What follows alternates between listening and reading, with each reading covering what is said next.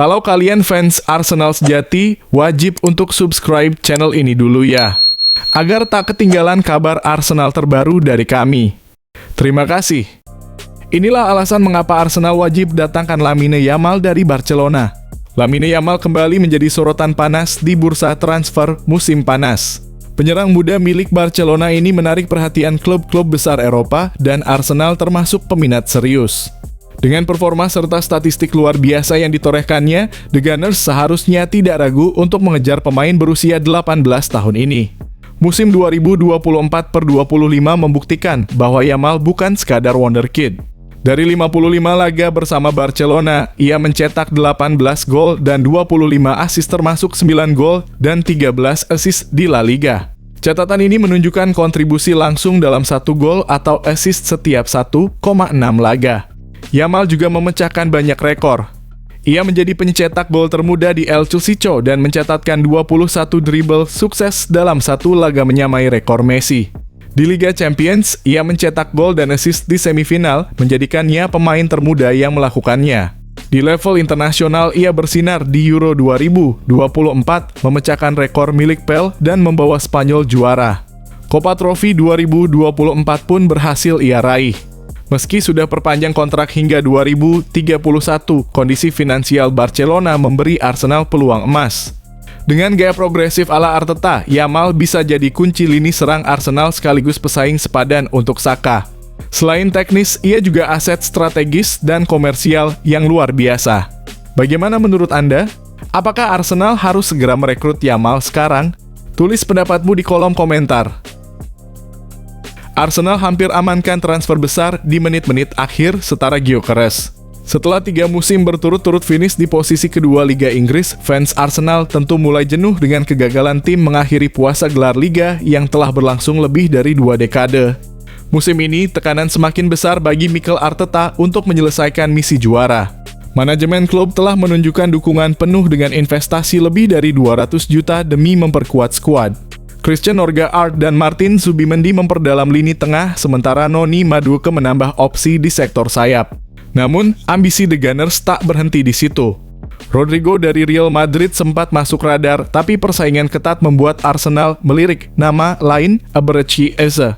Menurut laporan media Spanyol, Arsenal hampir mencapai kesepakatan luar biasa senilai 55 juta dengan Crystal Palace. Kabarnya The Eagles siap melepas pemain andalannya itu setelah mendapatkan pengganti. Jika transfer ini terjadi, akankah Eze menjadi kunci yang selama ini hilang bagi Arsenal? Bagaimana menurut Anda, apakah Eze sebanding dengan Gyökeres dalam hal dampak bagi tim? Tulis pendapatmu di kolom komentar. Wonderkid Arsenal Tanwaneri jadi raja, termuda sepanjang sejarah Premier League. Hampir 3 tahun setelah mencatat debut ikonik di Premier League, Tanwaneri kini resmi menandatangani kontrak jangka panjang bersama klub masa kecilnya, Arsenal. Pada September 2022, saat usianya baru 15 tahun 181 hari, Mikel Arteta memberinya kesempatan emas melawan Brentford. Arsenal menang 3-0 dan momen itu jadi tonggak sejarah lengkap dengan candaan supporter tuan rumah, "Kamu masih sekolah besok pagi." Insting Arteta terbukti tepat. Musim 2024-25, Nwaneri mencetak 9 gol di semua kompetisi, membuktikan potensinya. Bahkan saat Manchester City dan Manchester United mengincarnya, Arsenal berhasil mempertahankannya.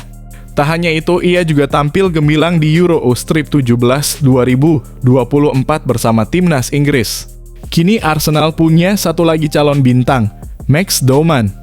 Di pramusim, bocah ajaib ini sudah mencuri perhatian dan banyak yang memprediksi debut Premier League-nya akan tiba sebelum usianya genap 16 tahun.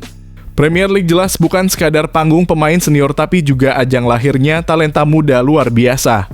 Menurut Anda, apakah Tanwaneri akan menjadi bintang besar Arsenal berikutnya? Yuk, tulis pendapatmu di kolom komentar. Mikel Arteta menuju titik penentuan, Arsenal siap juara, tapi akankah trofi akhirnya datang? Pertanyaan besar menggantung di Emirates Stadium, mampukah Mikel Arteta akhirnya mengakhiri puasa gelar Premier League Arsenal? Setelah 2 musim finish sebagai runner-up, tekanan untuk juara kini tak bisa ditunda lagi. Arsenal menunjukkan ambisi besar di bursa transfer musim panas, merekrut 6 pemain top termasuk Victor Gyökeres, rekor baru sejak tur pramusim reguler dimulai pada 2010. Pertarungan melawan Manchester United di Super Sunday nanti akan jadi ujian awal kesiapan mereka. Selama ini, trust the process menjadi mantra Arteta dan fans. Namun kini Arteta tegas tidak ada lagi rencana jangka panjang. Ini soal sekarang. Era proses telah usai waktunya pembuktian. Gary Neville bahkan menyebut tanpa trofi, era Arteta bisa disamakan dengan Pochettino di Spurs menjanjikan tapi nirgelar. Arsenal sudah jadi salah satu tim terbaik Inggris dalam 3 tahun terakhir, tapi trofi tetap jadi penentu. Apakah musim ini akhirnya akan menjadi milik Arsenal? Bagaimana menurutmu? Apakah Arteta bisa mengantar The Gunners ke takhta? Tulis pendapatmu di kolom komentar. Marcus Rashford buka-bukaan penyebab Manchester United terpuruk sepeninggal Sir Alex Ferguson. Marcus Rashford akhirnya angkat bicara soal keterpurukan Manchester United setelah era Sir Alex Ferguson. Kini bermain di La Liga bersama Barcelona, Rashford yang dipinjamkan darimu berani menyampaikan kritik tajam terhadap mantan klubnya. Dalam siniar As Is Football bersama Gary Lineker dan Michael Richards, Rashford menyebut turbulensi ruang ganti sebagai penyebab utama keterpurukan setan merah. Sejak Ferguson pensiun 12 tahun lalu, United sudah berganti pelatih lebih dari 10 kali, membuat identitas klub mengabur. Ketika Ferguson memimpin, prinsipnya berlaku hingga ke akademi. Sekarang, klub hanya lapar kemenangan, bukan visi jangka panjang, ujar Rashford. Ia menilai kebijakan reaktif merekrut pemain sesuai pelatih sementara adalah kesalahan besar. Ia juga menyinggung Ruben Amorim, pelatih yang mendepaknya dari tim utama sebelum meminjamkannya ke Aston Villa dan Barcelona. Rashford menilai hingga kini MU belum benar-benar memulai transisi yang mereka klaim sudah berjalan bertahun-tahun. Menurutmu benarkah MU gagal membangun fondasi sejak era Ferguson? Apakah kritik Rashford masuk akal? Tulis opinimu di kolom komentar. Gila-gilaan. Chelsea negosiatis MU untuk transfer Garnacho minta diskon 50%. Kabar panas datang dari bursa transfer musim panas. Chelsea dikabarkan tengah menekan Manchester United dalam negosiasi transfer Alejandro Garnacho. The Blues disebut mengincar sang winger muda dengan permintaan diskon yang luar biasa besar hingga 50% dari harga yang ditetapkan. Manchester United sebelumnya telah mematok harga 60 juta untuk Garnacho. Wajar saja mengingat ia salah satu winger muda terbaik di Premier League saat ini dan masih terikat kontrak jangka panjang di Old Trafford. Namun di bawah kepemimpinan Ruben Amorim, Garnacho dinilai tak lagi cocok dalam rencana taktik dan masuk daftar jual. Chelsea yang sangat tertarik pada Garnacho menilai harga tersebut terlalu tinggi.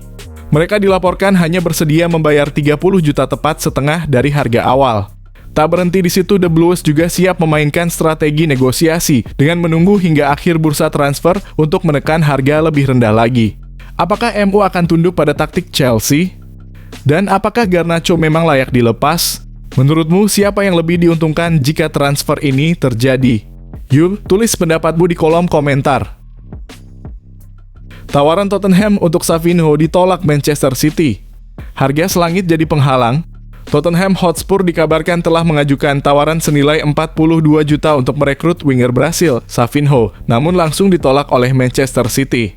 City hanya bersedia melepas pemain berusia 21 tahun itu jika harga 67 juta terpenuhi.